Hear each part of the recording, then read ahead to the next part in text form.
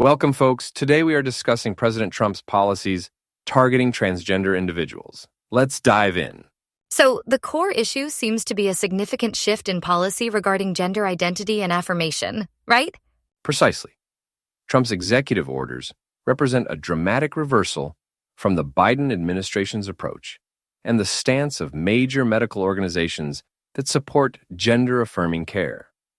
He's using strong language, characterizing gender-affirming care as maiming and sterilizing children, which is a highly contentious claim.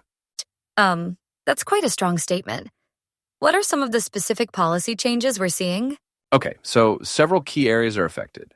First, there's the redefinition of sex as strictly binary, male or female, impacting how the government recognizes gender identity. This affects things like passport applications. The X gender marker is no longer allowed, and changes to gender markers are disallowed. The ACLU is even considering legal action over this. I see.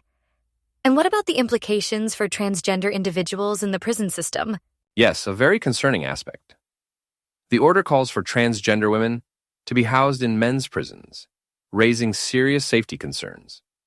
There are already lawsuits challenging this policy, with at least one judge ordering a transgender woman to remain in a women's prison. That's alarming. Are there other significant changes impacting the transgender community? Absolutely. There's a renewed push to ban transgender individuals from military service. Trump has directed the defense secretary to develop a new policy by late March, setting the stage for another potential legal battle. This follows a previous ban that was blocked by the courts. And what about access to health care? A crucial point is the attempt to defund gender-affirming care for transgender youth. This includes puberty blockers, hormone therapy, and surgery. The order aims to cut off federal funding for these treatments through programs like Medicaid and TRICARE. This is happening despite the fact that 26 states already have laws restricting or banning such care for minors. Some hospitals have even paused these services while they assess the implications of the order. It sounds like a multifaceted attack on the rights and well-being of transgender individuals. What about the impact on schools? The administration is also targeting schools, aiming to prevent what it calls radical indoctrination. This includes blocking federal funding for schools that support students' social transitions or teach about gender fluidity. It's an attempt to prevent schools from using students' chosen names and pronouns. So it's not just about healthcare and the military.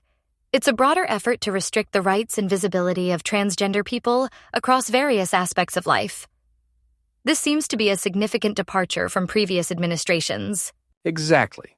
It's a comprehensive effort to roll back protections and recognition for transgender individuals, using executive orders to bypass legislative processes.